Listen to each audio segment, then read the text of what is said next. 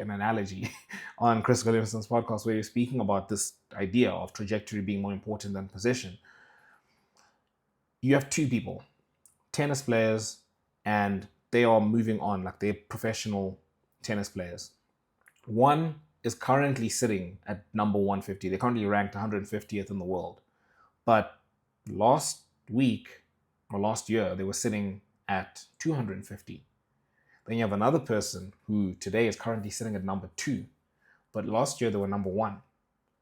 Who feels better, right? Who feels like they're actually moving somewhere?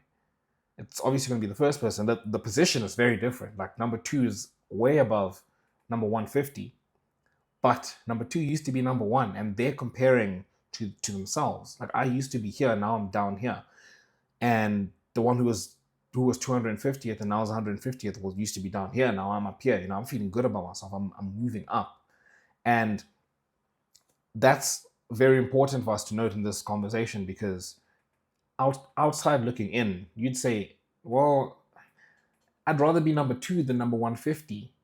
But actually, in terms of the experience this person is having and where they feel like they're at that moment, number 2 feels a lot worse than number 150. Number 150 feels great. Like they've improved a lot more.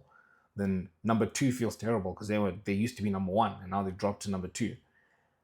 And your trajectory also matters a lot more, not just in terms of, cool, we're speaking about this concept of I'm in this position and I'm growing. Like my trajectory is taking me up, which means 10 years from now or whatever it is, 5 years from now, I'm going to be at a different position. That's one thing, right? And it's important, right? Where you are now plus your trajectory determines where you're going to be at a certain point in time. But for putting all that aside, just the experience itself as a human being is so much better. As human beings, I remember hearing Jordan Peterson say this, and I won't forget it. It was that humans are built to move uphill. We're not built for just chilling.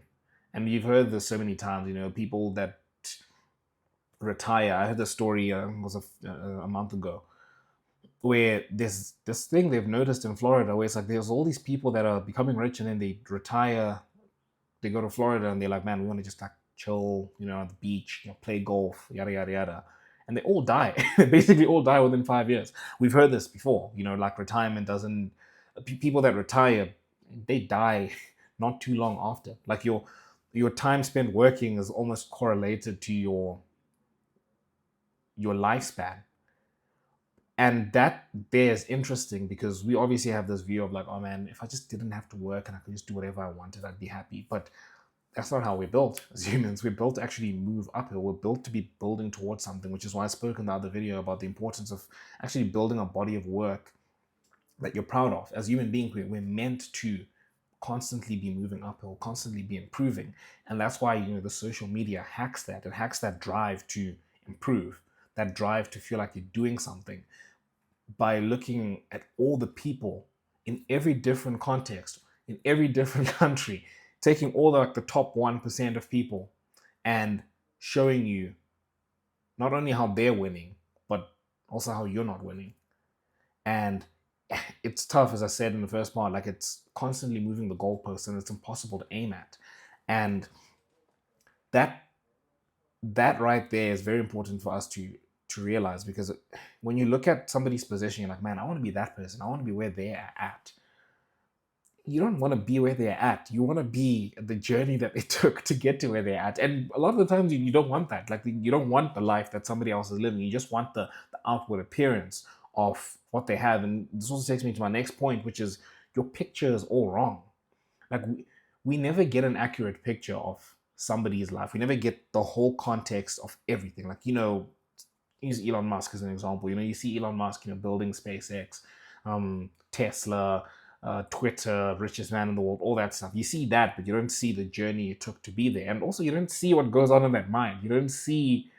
I heard the story of him basically like building a little, not a shack, but just a little room outside SpaceX's headquarters because he wanted to just get in there, sleep, and wake up and go back and do work. And it's like, you're not seeing all of that. You're just seeing this guy who's freaking rich. You're not getting the context of the entire life. You're not getting the full picture. You're getting the full picture of your life, right? You always have that constantly, every second of every day. You have the full context of where you're at. And quite interestingly, we actually don't have the full context of the past because the way our brain works is it's got very selective memory. Like our memory can be very easily distorted, and that's based on the story we're telling ourselves. And the story we're telling ourselves is determined by social media. Like it's getting distorted by social media. But our picture of everyone we're seeing online, it's just all wrong because you're seeing the top 1% of highlights of the top 1% of people. That's what you're looking at, right? You're looking at Elon Musk and all these things. And another thing that's also, I think it's more pernicious actually. It's easy for us to say, cool, okay, I'm seeing Elon Musk, I'm seeing Cristiano Ronaldo, I'm seeing all these famous people, right? Okay, he's Elon Musk. It's very different, right? But there's also people you see your age, right? Like you get to see everyone that's around your age, some people not your age, whatever it is, but you're seeing all kinds of people. You're seeing all these influencers, you're seeing these people building businesses and they're doing well in life. You're seeing somebody your age who's just, I don't know, they've got like a great relationship or whatever it is. You're watching there's these kinds of videos I see on YouTube where it's like your Duke Dennis's and all those kinds of people. You're seeing somebody he's getting all the girls. You're seeing this person who's rich. You're seeing this person who's driving a new car. You're seeing this person who's made 100K, from trading within like a week or something. You're seeing all these people that, got to go back to the first point. If it was 100 years ago, you just have your context window would just be your town. That was it. But now you're seeing all these people in many different domains and you're seeing the best part of their lives. And your mind, again, because of the way we're wired, is saying, oh, these are my peers. These are people that I should be doing that. Oh, this person just bought an R8, at 21. I should be doing that. Oh, this person just got 100K followers, making this kind of content for like 2 years or whatever. I should be doing that. Oh, this person, did you see that person that went on to like Idols or whatever, and now they've got like a new contract or whatever? Have you seen this kid, who's playing for Barcelona and he's doing like really well? He's going to win a Ballon d'Or soon, Man, I should be like that. You're seeing all these people, and it's like they're not your peers. You're assuming they're your peers, but they're not your peers. And one aspect of it is you haven't defined who your peers are, which we'll get into in the next part. But just on a broad scale, you can't compare yourself to everyone about everything, right? It's not fair to yourself to compare how in shape you are when you've got a freaking crazy 100-hour-a-week job that you're chasing to somebody who's an influencer. Like, just think about that for a second. Like the comparison scales are just not the same. You're comparing yourself to somebody who their livelihood really is how they look, right? Their livelihood is how in shape they are. They make gym videos. They compete, for Mr. Olympia or whatever it is, right? Like that's their life. That's their thing. That's their career. And you've got a whole different goal. You've got a whole different set of life circumstances, but you've also got other things you're chasing, right? You want to, I don't know, you want to go be a CFO at a specific company or whatever it is, and you're putting in 100-hour weeks, and you're like, man, I'm not in the shape that person is, but they're not your peer. That's not somebody you're comparing yourself like for like. They're not doing 100-hour weeks, freaking looking at Excel spreadsheets the whole day or whatever it is, right? They're not doing that.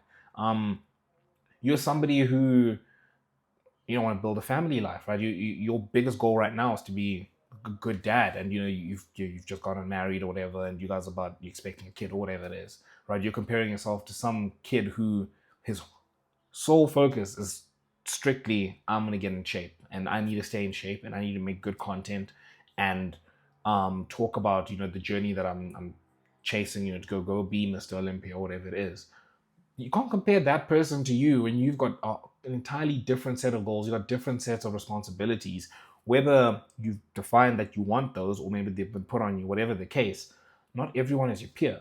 And I think that's another important thing I realized like a week ago, actually, is that not only are we seeing the 1% of everyone's lives, but you're also comparing yourself to people you shouldn't really be comparing yourself to.